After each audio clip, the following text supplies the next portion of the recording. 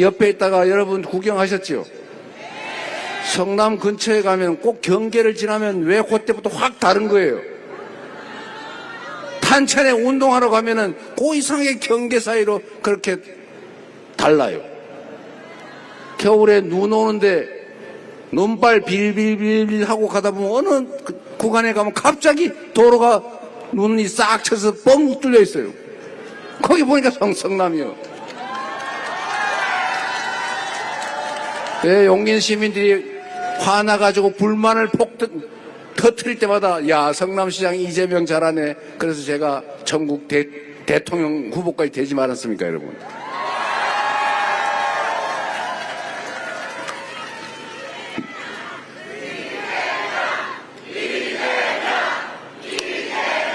제가 8년 가까이 성남시장 재임하면서 저는 정말 행복하게 시정을 했어요. 저는 내 인생에서 가장 행복했던 시기를 꼽으라면 저는 성남시장 할 때라고 지금 여전히 생각합니다. 정말로 행복했어요 여러분. 빈터에 어린이 놀이터라도 하나 만들고 영 안 되면 다라이에 물통에 물이라도 넣어서 어린이들 퐁당퐁당하게 하고 그러면 또 좋아하시고 그런 걸 보면 제가 너무 행복했어요. 작은 정성으로 사람들이 소소한 행복을 느끼고 가로등이 깨지면 즉각 바꿔주고 도로가 덜컥덜컥거리게 엉터리로 복구해놓은 거는 제가 그 업자 불러다가 직접 수리하게 시켜라. 하자, 보수, 증권 이런 걸로 대신시키지 마라. 꼭 공사한 그 업체가 직접 다시 뜯었다가 다시 하게 만들어라. 그리고 제가 상수도관을 묻는데 밑에는 모래를 묻고 그 위에는 흙을 묻고 뭐 이런 걸 해야 되는데 대충 묻었다는 제보가 있어가지고 가서 파봤어요. 파봤더니 그 엉터리로 묻어놨더라고. 그래서 제가 다시 파내고 다시 묻으라 그래라 시켰습니다. 그래서 성남시에는 그 다음부터 공사할 때 엉터리로 복구해가지고 차가 덜커덕 이러는 게 다 사라졌죠. 돈 아끼게 도로에 아스팔트 다시 새카맣게 다시 깔길래 앞으로는 도로에 어디를 복구할지 왜 하는지 사진 찍어와서 검사받고 도로 재포장해라고 시켰죠. 그래서 제가 사진 가져오면 요거는 그냥 쓰고 요거는 좀 더 버티고 요거는 요만큼만 잘라서 옛날에 옷 입듯이 기워가지고 고기만 하고 길게 몇십 미터씩 가지 마라 시켰죠. 차 타고 지나가는데 아무 지장 없죠? 그 돈 예산 아끼지 않습니까? 그래서 성남시에 가보시면은 똑같은 보도블록인데 중간에 색깔이 약간 다른 게 있어요. 우리 동장들이 그거 아끼라고 그랬더니 보통 보도블록 깨지면 통째로 갈잖아요. 그거만 쏙 뽑고 거기다 그거 한 장만 싹 새로 꽂았는데 그게 새 거라서 색깔이 다른 거예요. 뭐 걸어 다니는데 지장이 있습니까?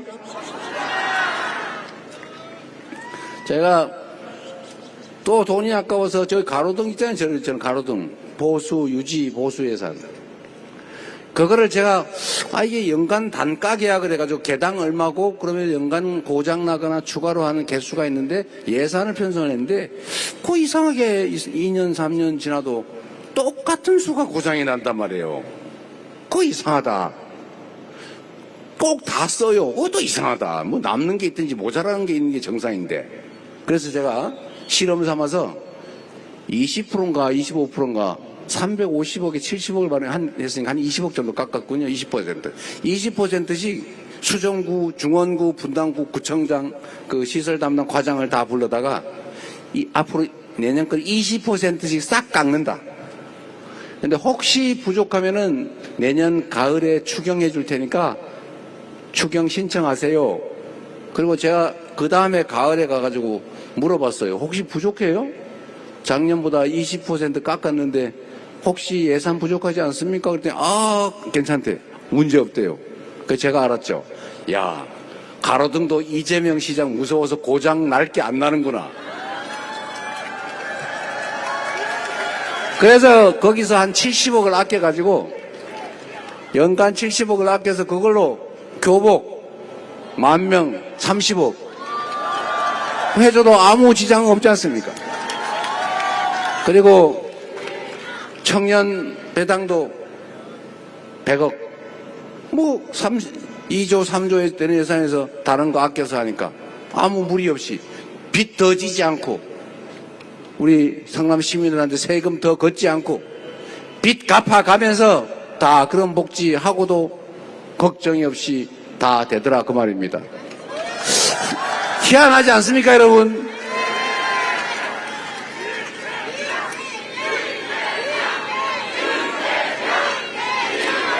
제가 또 다니다 보니까 현수막이 이렇게 많은데 그걸 다 태우느라고 막 냄새나고 일거리 늘고 그런데요.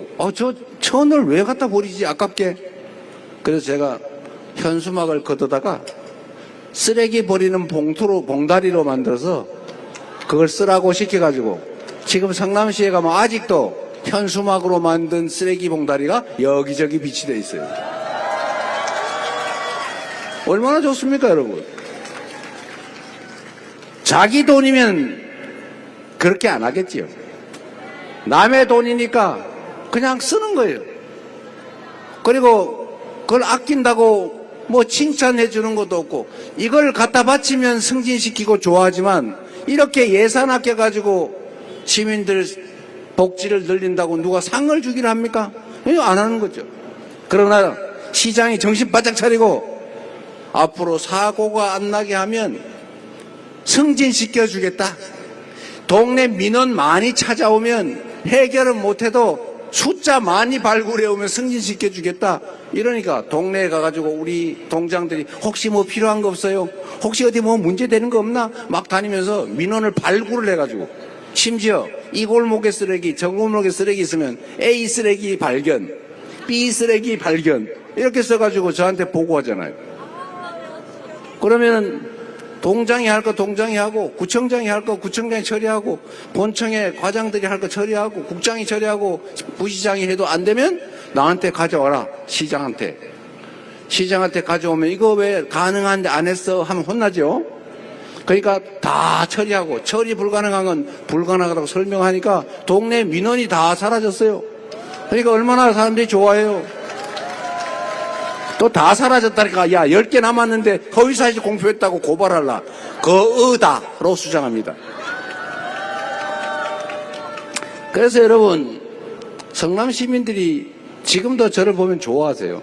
왜 인천 갔냐 다시 돌아와라 그러는데 저는 그런 걸 볼 때마다 정말로 행복합니다. 인생을 사는 묘미가 있잖아요. 보람이잖아요. 공직자의 보람. 저는 그래서 성남시장 시절이 정말 생각하면 할수록 행복해요. 경기도지사는 3년밖에 못 해가지고 뭐 시작하려 그러다 그냥 대통령 후보로 차출되는 바람에 정말 구체적인 성과를 많이 내지 못했습니다. 국정도 저는 마찬가지라고 생각해요. 애정을 가지고 성실하게 정말 실력 발휘를 하면 지금보다야 훨씬 나은 대한민국 되지 않겠습니까, 여러분?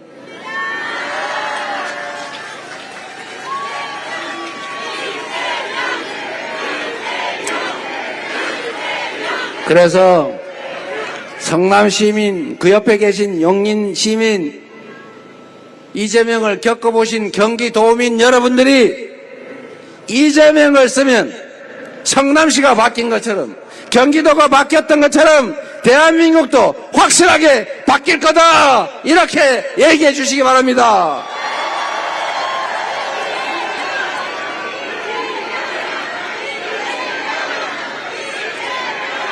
여러분 이것도 우리 국민들이 다 나와버려야 되는데 동작도 좀 모아가지고 한번 해보죠. 숫자가 많이 잘 안 되는데 손 한번 들어보세요. 이렇게 보기 좋죠?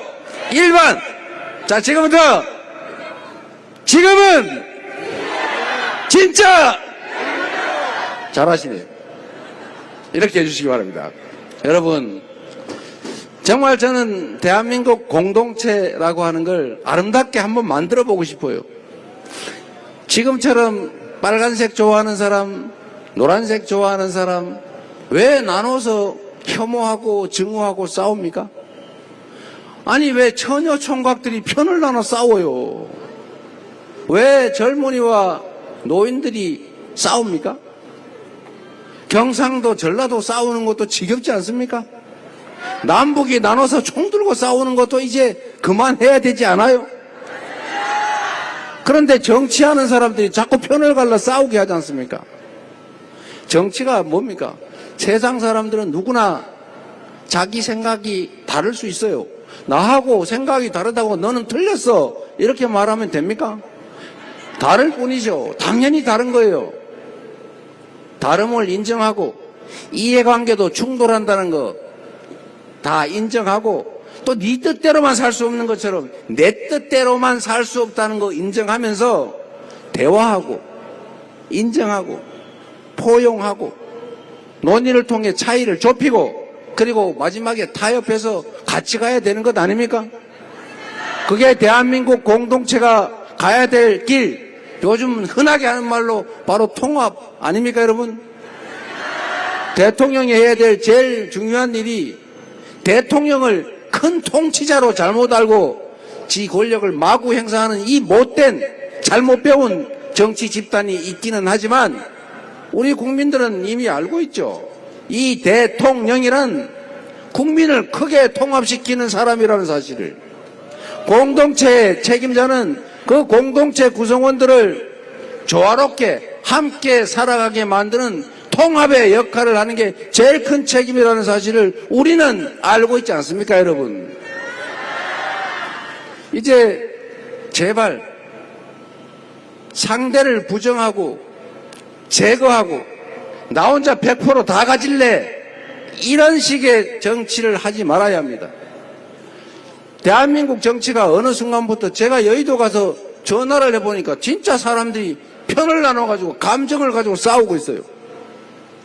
제가 잘 아는 우리 대학 선배한테 전화했더니 전화를 안 받아요. 아니 뭐 낮에야 우리가 의견 틀려 다툴 수 있지만 뭐 감정 갖고 싸웁니까? 우리가 개인 이익 때문에 싸우는 게 아니지 않습니까? 결국 대한민국 전체를 위해서 공익적인 일을 하는 것이고, 의견이 다르더라도 내가 개인적으로 손해보는 것이 아니기 때문에, 또 개인적으로 손해보면 안 되는 것이기 때문에 진짜 감정을 갖고 싸울 일은 전혀 아닌 거 아닙니까? 더군다나 왜 나와 다르다는 이유로 증오합니까? 왜 혐오합니까? 대화를 해야 될 정치인들이 상대방의 말을 이해하고 나는 이렇게 생각해, 너는 그렇게 생각하면 차이는 뭐니까 이렇게 좁혀보자, 이렇게 말해야지. 요즘 하는 행동을 보십시오. 하지도 않은 말을 했다고 덮어씌우고, A라고 말했는데 B라고 들린다고 어거지 써서 죄를 만들고, 너는 왜 이런 거짓말을 했냐는데 그렇게 말 한 바도 없는 걸 쪼가리를 맞춰 조작해가지고 공격을 하고, 이게 대화를 하는, 정치를 하는 기본적인 자세입니까, 여러분? 이거는 우리는 친구 사이에도 동료 사이에도 하지 않는 짓이에요. 내가 어제 너 밥 먹었지? 라고 말하면 거기서 나는 빵 먹었는데 이러면서 시비를 걸면 되겠습니까? 너 밥 먹었지? 왜 반말이야? 이러면 되겠어요? 정치를 복원해야 돼요. 다름을 인정해야 됩니다. 대화해야 돼요. 대전제는 상대방을 존중하는 것입니다. 상대의 말을 그대로 인정하는 것이죠. 내가 100% 다 가지겠다, 이러면 안 되는 거죠. 49%는 나눠주고 51%를 가지고 주도권을 행사하면 되지 않습니까? 여당이 있으면 야당도 있는 거고, 저 햇빛이 있으면 그늘도 있는 거 아니에요?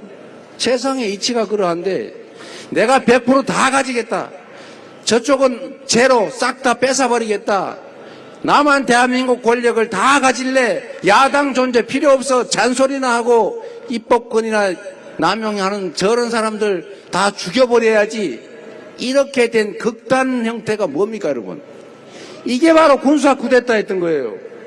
대한민국의 모든 권력은 나 혼자 다 가질래. 너네는 눈꽃만큼도 가지지 마. 그리고 말이 많으니까 아예 백령도 가는 배에 500명씩 태워가지고 폭파시켜서 다 싹 서해 바다에 수장시켜버리겠다. 이런 계획으로 군대를 일으켜서 국회를 침탈한 이 비상계엄, 내란, 이게 그 잘못된 정치의 끝판왕이었던 것입니다, 여러분. 이제 다행입니다, 여러분. 저들의 이 엉터리 보수도 아닌 극보수, 극우, 추구, 정당이라고 할 수도 없는 이해 집단, 공익을 사익과 구별하지 못하고 공적 권력으로 사적 이익을 도모하는, 그리고 불법 범죄를 저질러도 국민들은 법을 지켜야지만 우리는 지킬 필요가 없는 특권층을 만들려고 했던 그들 아닙니까? 제재해야 되는데 이제 간이 붓다 부어서 결국은 군사 쿠데타, 친위 쿠데타를 일으켰으니 이제는 깔끔하게 정리하고 제대로 된 민주주의, 제대로 된 민주공화국 이번 6월 3일에 우리 손으로 반드시 만들어야 하지 않겠습니까?